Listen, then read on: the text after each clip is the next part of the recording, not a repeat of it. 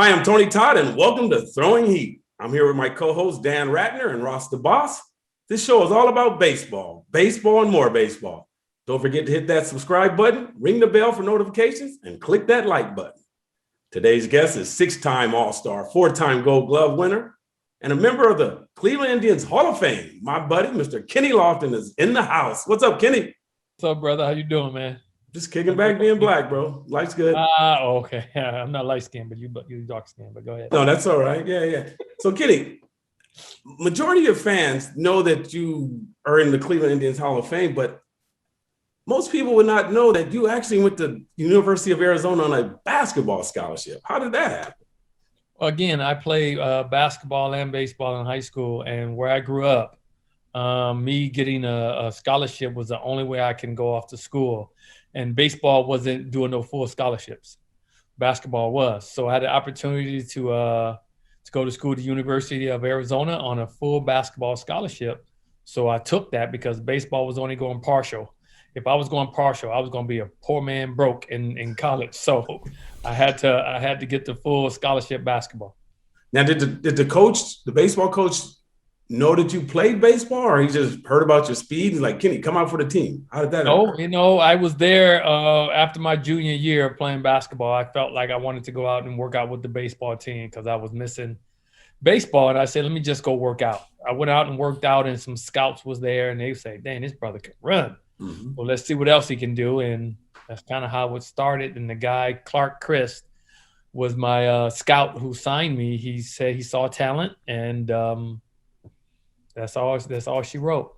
Now, did you sign right away, or did you finish playing basketball at the school? Well, what happened was during that summer after the Final Four in '88, I went out to work out with the baseball team, and during that summer, I ended up signing and playing rookie ball in Auburn, New York. Was baseball more your love than basketball? I mean, I hear you went basketball because of the money situation, but were they equal loves, or what was the situation? Well, it wasn't because of money at the time. I think what happened, if I wanted to get the money right away, I would have went to try to go to basketball because they was giving out, money right away. In baseball, you had to go through the minor leagues. But my first love and always love was baseball.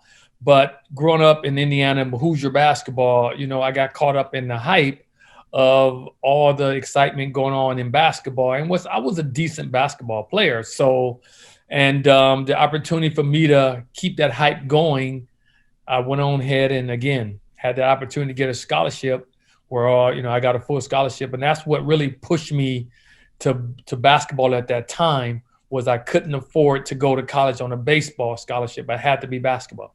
Right, Kenny, and also, why did you pick Arizona? You're from East Chicago in Indiana. Indiana is a huge state for basketball. It's known for basketball. Have you been to Tucson before? Is this like you just decided that Lute Olson, God rest his soul, one of the best coaches ever in the NCAA?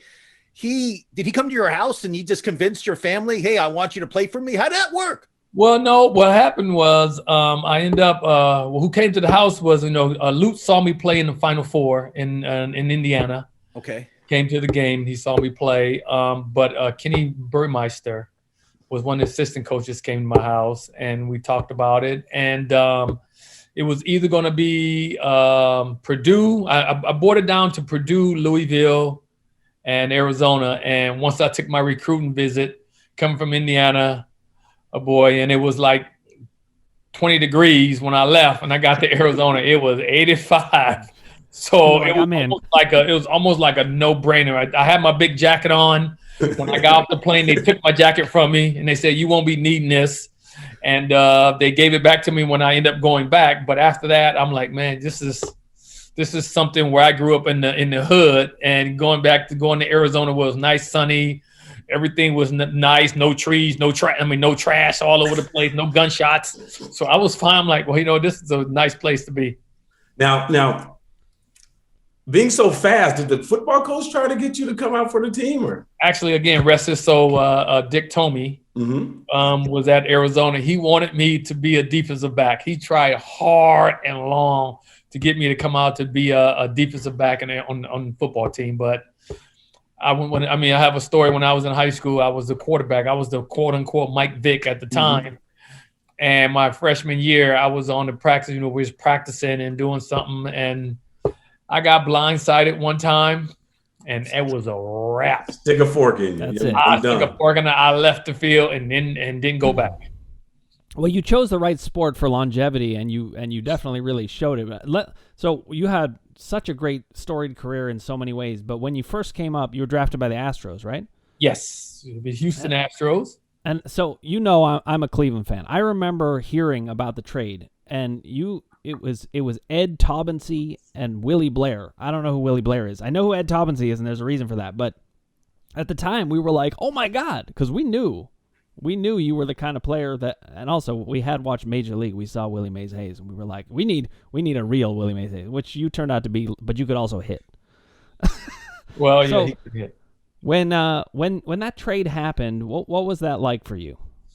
Again, for me, I just wanted to play. And at the time, you were going from one last place team to another last place team. So it didn't really make a big difference. You know, it was last to last. So I just wanted to be able to play. And when I got there, they said, Kenny, this is your spot to lose. So you do what you got to do. And I pretty much did that.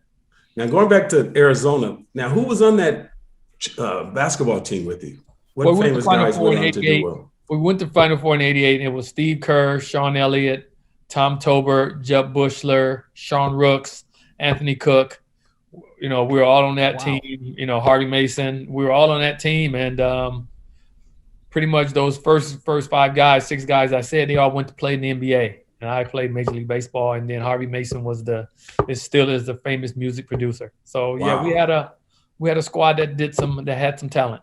Are you still in contact with any of those guys now? Yes, I'm in contact with Steve all the time, Sean Elliott, Harvey Mason, Judd, you know, so it's just fun just to have an opportunity to talk to those guys. Now, when Steve comes to play the Clippers or the Lakers, I know you have season tickets for the Clippers, correct? Because I see you there all the time, and you know, I get to sit courtside on the opposite side of you from my friends at Melissa's Produce, so they hook a brother up. I'm like, huh? Baller, Right? I'm just, hey, you treat people the way you want to be treated, and good things happen to you, right? Gotcha. So thank you, Melissa's Produce.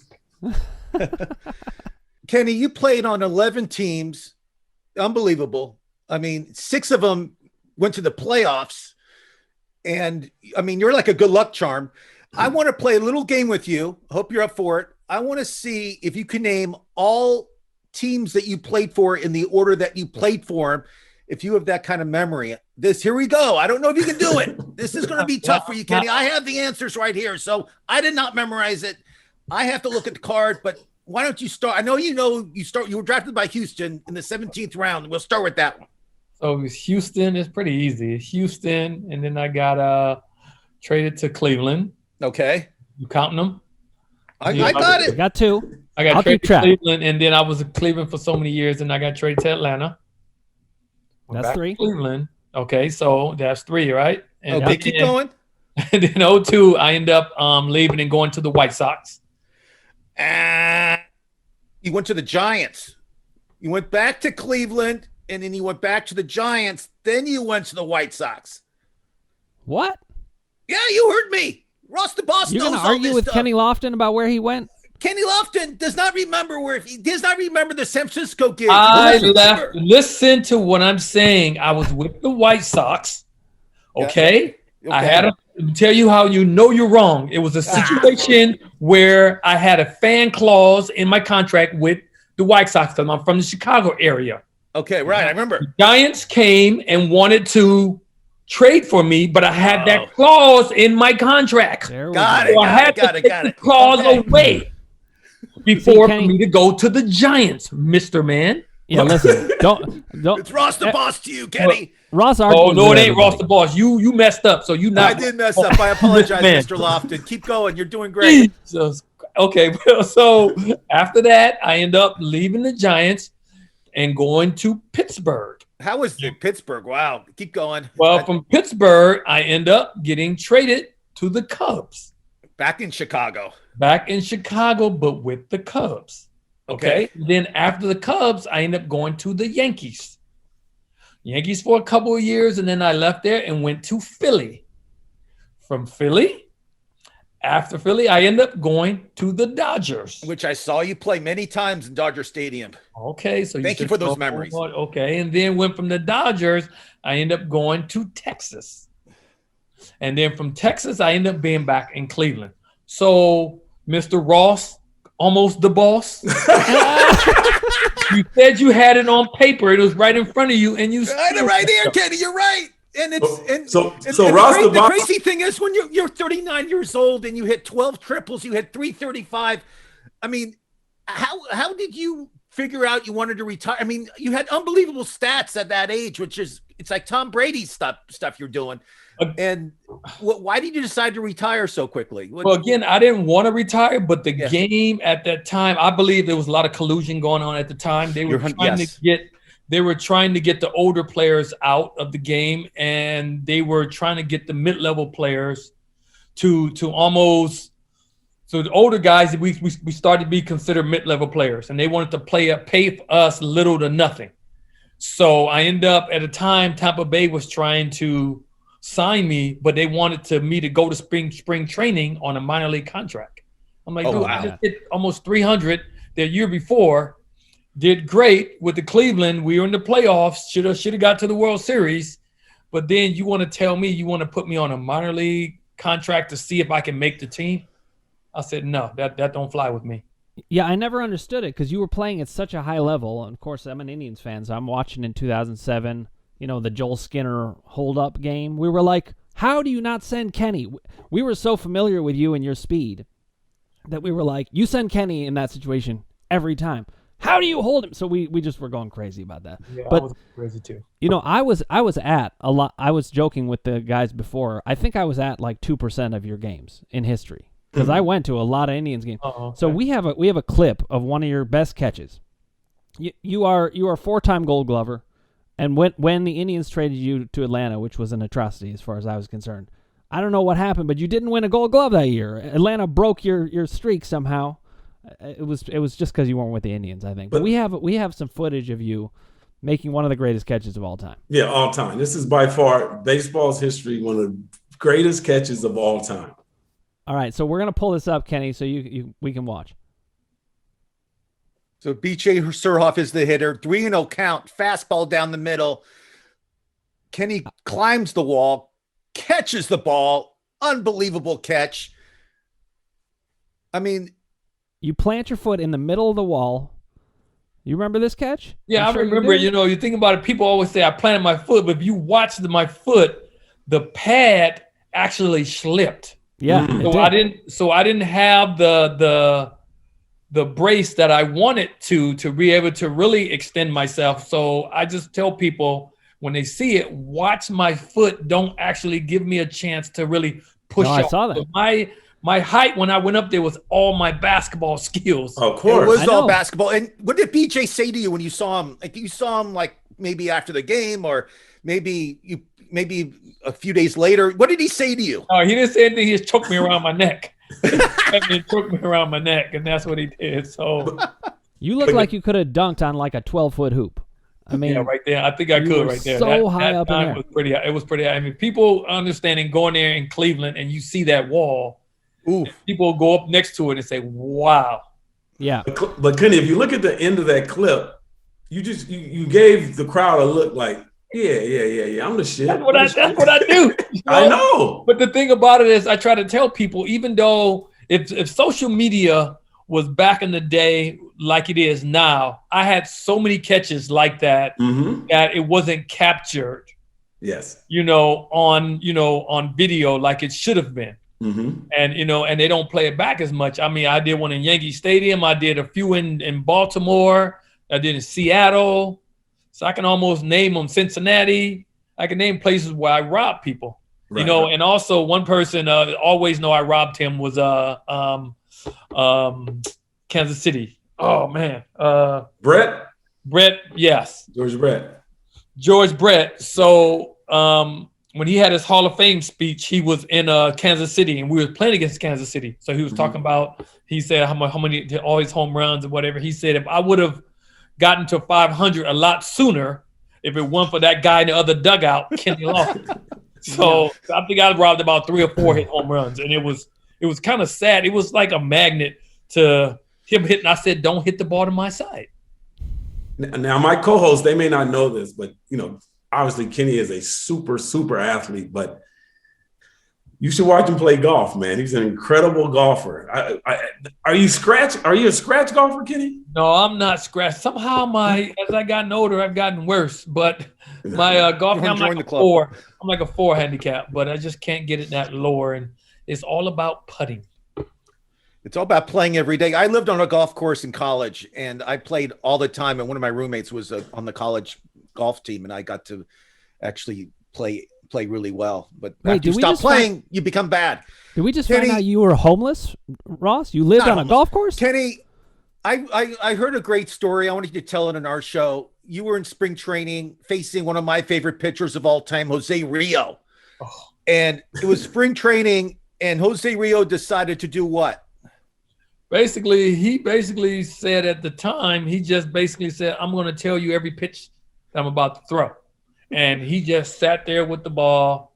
He said, and he threw a boom. So I'm like, is this real? And all of a sudden, the next time I came, he was like, curveball. He threw a curveball. Next time, he did a changeup. He threw a changeup. And all of a sudden, he did it again, a curveball. And he threw another curveball. Because, I like to take pictures. And I just didn't believe all this. He threw another changeup. He threw a fastball. He was telling me the whole time. And he did it to 3 or 4 hitters. He didn't care. And he did you ask him? I know his English isn't that great, but did you ask him about why he did that? Was there a reason why he just did it to show off? He said, I'm that good. There you go. And at the time, Rijo was tough. Oh, he knew how to put that ball wherever he wanted to put it. And he was amazing to sit there and watch him pitch and how confident he was in all his pitches. He was that good.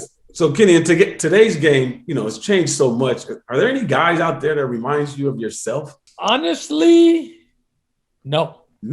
This game has changed so bad to where the only guy that's even close a little bit is Mookie Betts. Right. But he don't bunt and, steal and do exactly what I do. He's pretty much an all-around player. But again, he and I, if I was playing on Mookie's team, he'll bat second, I'll bat first. Because I'm the guy who's getting on. He's the guy who can work the bat, do what he needs to do to get on base. But no one out there wants to steal, get on base, and cause havoc on the base path. Why is that, Kenny? Why do players? Is it money? I mean, home runs make you money. Home runs. It's about home runs. It's about making money for hitting the ball out the ballpark. And it's not about really winning or being a team player anymore. They care about winning, but they feel like the analytics feel like winning is hitting home runs, and that's going to give you more opportunity. But again, you're going to strike out as well. I don't know how many times because of this launch angle situation. Well, one of the great ironies is you were one of the pioneers of watching video and really getting into the analytics. But now the analytics have gone so far that players like you aren't valued enough. And for me, I'm like an old school baseball fan. I love to see manufactured runs. I love to see the classic baseball. And I think it's been a loss. As fans, you just sit there and you're just waiting for a home run. It's not the same. Well, not in this game today. Again, this game, they don't care about, manufacturing runs. They want to figure out how we can get a guy in position where he can hit the ball at the ballpark. And that's why they put all these shifts and stuff on right now, because again, it's all about power. They don't care about a guy. If you have a hole open, you hit the ball toward that hole. They don't do that anymore. They try to hit it over the guys, see how far they can hit it out the ballpark. And it's sad. It's sad the way this game is going. I want to see some old school players come in and just do that. Just beat the shift over and over. I think the game could start to shift again if people started using it right. It's a kid in Philly. His name is Roman Quinn. He's one of the fastest guys in baseball, and I've been talking to him to try to get him to get back to that, because again, if he learns how to get on base and should get on base with his speed, it's a wrap with him going to that next level. What do you say to Roman? I know you talked to him recently, and he's 27 years old. He's trying to be a starting outfielder for the Phillies. what kind of message do you give them? Again, I just probably use your speed to your advantage. Understand, people always tell them to just slap it on the ground. No, you hit it hard on the ground. You make the shortstop and third baseman or whatever, you're right, is a switch hitter or whatever, come in and you try to slap it by them. You want to let them know that you have power and speed, so don't be trying to come on close. And if he bunts often enough, you let your speed, because now the offense, the defense is going to be in erratic, trying to figure out what to do with you once you start running. And once he shows his speed, and always, like Charlie Manuel always said years ago, know thyself. You know who you are. And if he has the speed, you got to use it to his advantage. Nice. I didn't know Charlie Manuel. That sounds Shakespearean for Charlie Manuel. That's amazing. Well, Charlie is a little different, but he has one of the greatest baseball minds I've ever known. Yeah. Now, Kenny, I want to jump back. I have to ask this as an Indians fan, because in 1994, you were having a legendary season. You were batting .349. You had 60 stolen bases in 112 games. The team won, I think, 18 home games in a row. And as a Cleveland fan, we had never seen anything like it. Did you guys know how much those teams meant to the city? Yeah, we did. Again, when you play in Cleveland, you understand the Cleveland, because, again, you understand the history of the Cleveland. And, just going once, I came there in 92, and we were playing in what they called the Mistake by the Lake. So you got the history behind the city of Cleveland, and when the last time they won. Bob Fowler was the last, and Bob was, bless his soul, Rockin' Bob, again, it was the last time they were even in the World Series. So for that time to people know in the city of Cleveland when the last time the city has won a baseball championship.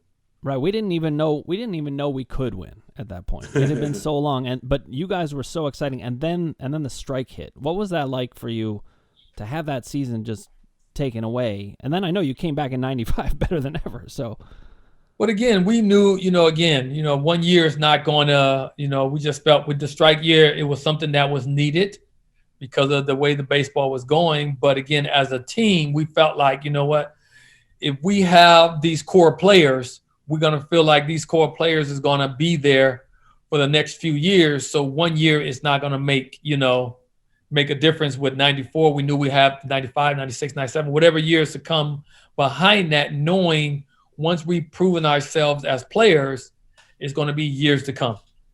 Now on the field, it looked like you guys were a very close-knit team.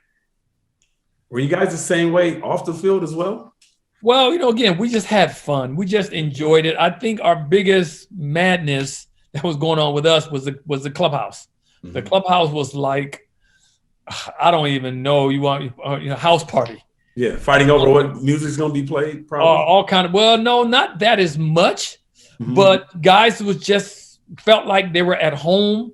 It was a party inside the locker room every day, and guys fighting and doing all kind of stuff. It was just, Mike Hargrove was to walk in the clubhouse sometime and just look and hear all the madness, shake his head, and just walk away. That's it. Kenny, who would win in a race? You running backwards or Jim Thome?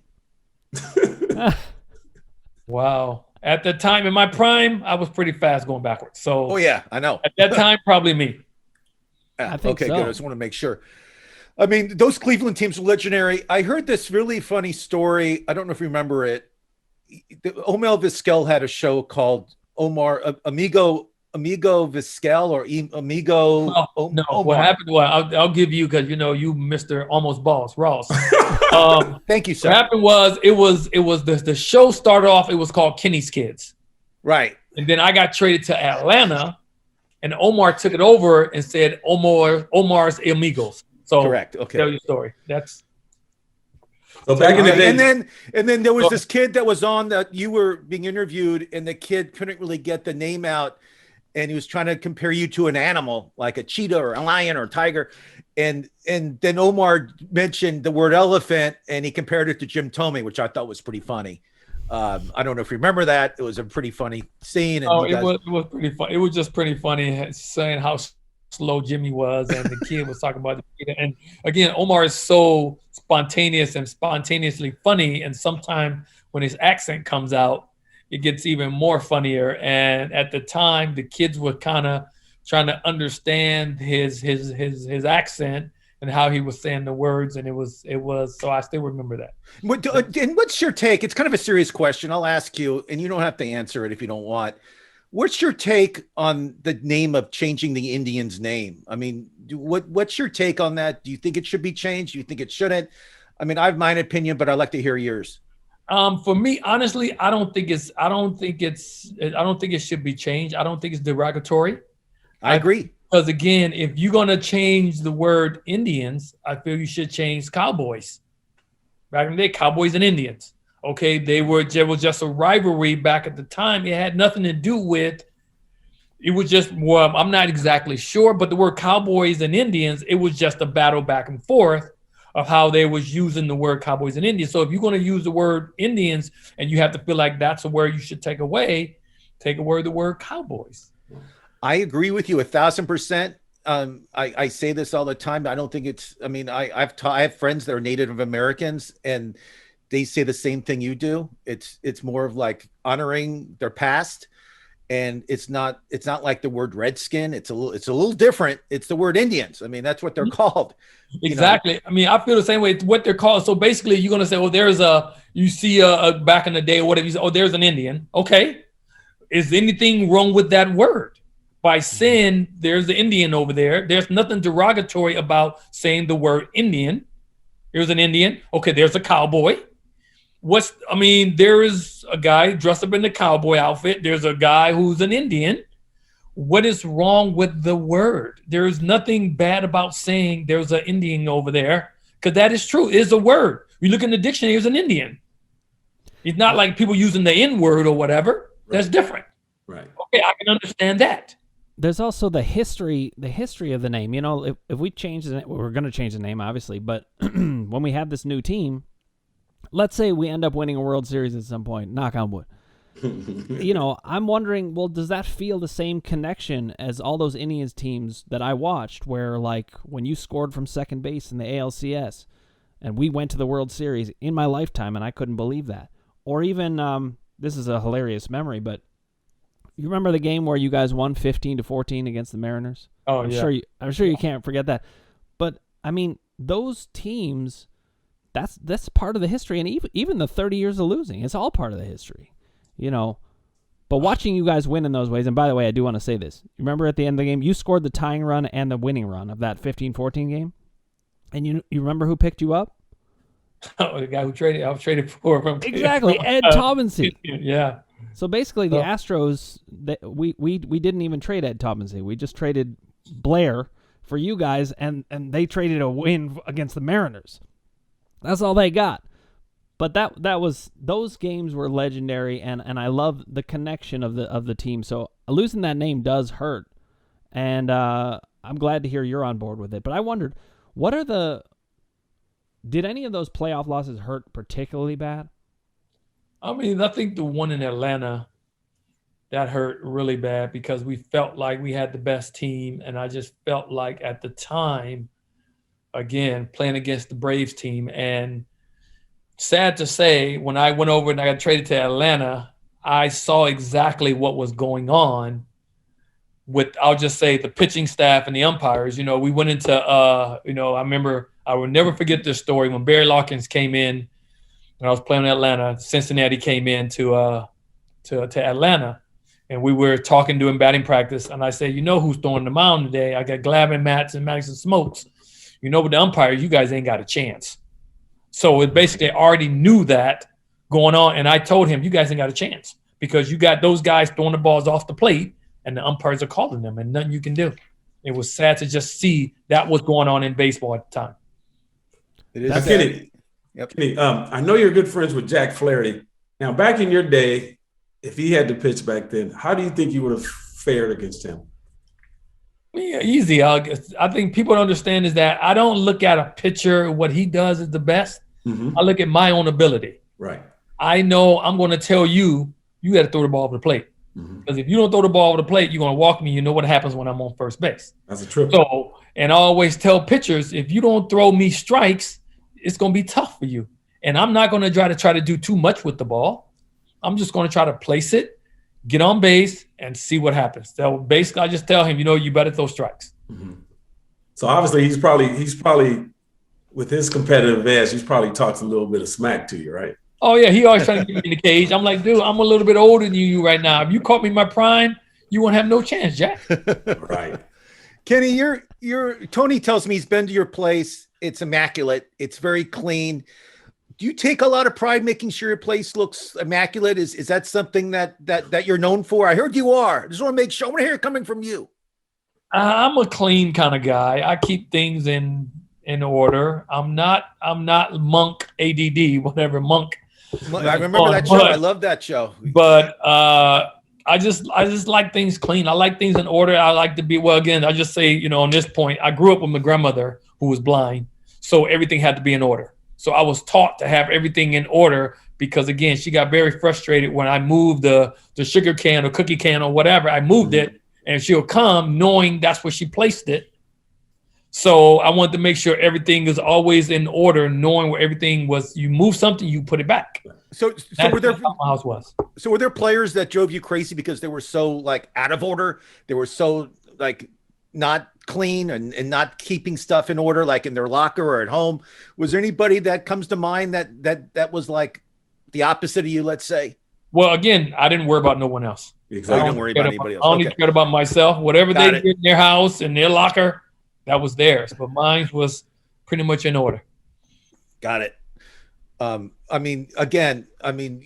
played with many players. What pitcher was the toughest for you to bat against? I mean, I think it's Randy Johnson, if I had to guess. I mean, a pitcher that you'd not want to see starting that game against you. But you played in both leagues. You played against many pitchers. I don't know how many, but it had to be in the hundreds. I mean, who was the toughest for you to face? And maybe it's somebody I don't even know who it is, but who is it? No, the tough, Randy was tough, but the guy I had just not say nightmare, but it was just tough when you got to the plate to face him was Al Leiter. Al Leiter was so tough as me because he threw a 94-mile-an-hour sinker and he threw a 94-mile-an-hour cutter. So I didn't know if the ball was cutting or sinking in on my hands as a lefty.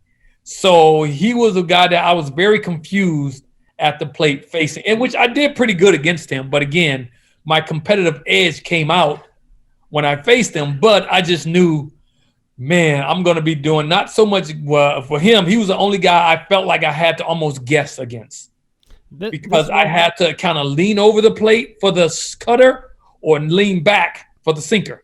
So how did you do so well against Pedro Martinez? Because you really did.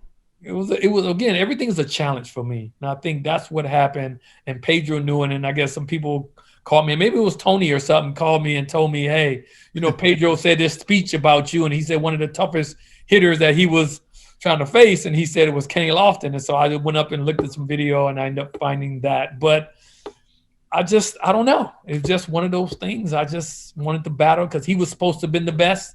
So I felt like if this is the best, let me see what I can do against the best. And that was my attitude. Now, Kenny, how did you feel when you first saw your face on a Topps trading card for the first time? I don't know.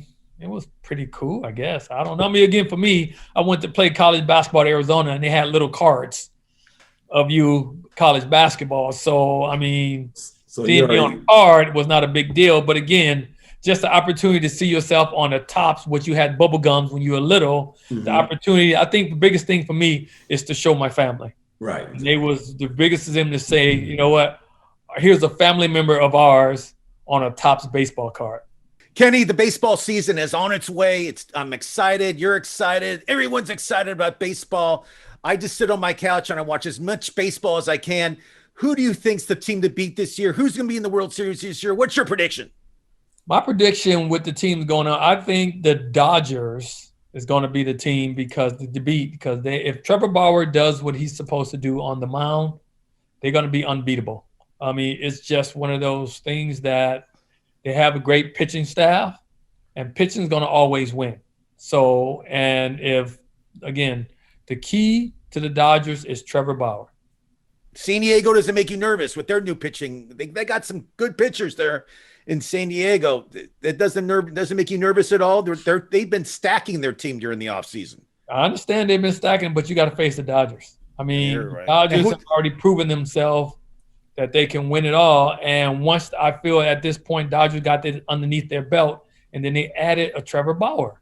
I mean, Yeah. you can't, they end up signing, Turner back. So they pretty much have their core, and they added to it. They did it. In the American League, who do you like? Ooh. That's a good answer. Yeah. I don't know. Well, Kenny, you probably don't watch as much baseball as we watch, right? I mean, no, not anymore. Not anymore.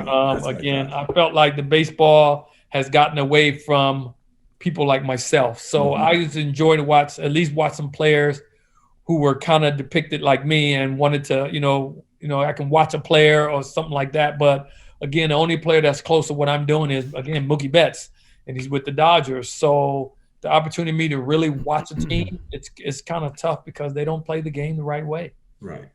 Actually, that leads me to a question I wanted to make sure to get in here because, Kenny, you were on the Hall of Fame ballot. To me, you totally belong there. And I think stealing over 600 bases, that's harder than hitting 600 home runs as far as I'm concerned. Well, listen, they're both hard for me.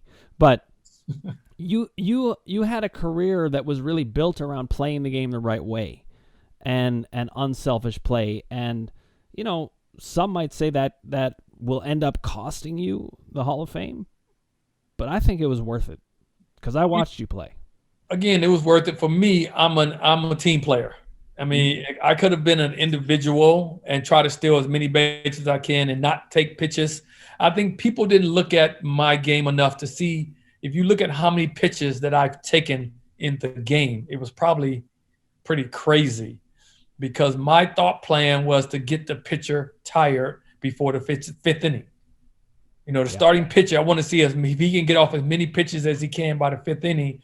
That's going to help, our team, making them get into the bullpen. They always say, make your team get into the bullpen. And that's what I felt I tried to do, and they don't do that anymore. But I just felt like I could have been like a Jeter or a Nomar Garciaparra will try to swing at the first pitch a lot of times. Nomar, if that first pitch is down the middle, he's swinging.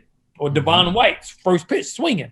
So a lot of guys didn't do that, but I felt like I wanted to be a team player and work the count as much as I can, as many times as I can during the ball game, and that's what I did. Well, you were a joy to watch with that, and so thank you personally. I loved watching it. Well, Kenny, thank you for joining us on here Throwing Heat, and it's always been a pleasure. I've been a fan of yours since I was a kid. I'm a little older than you are, but you did it the right way, man. And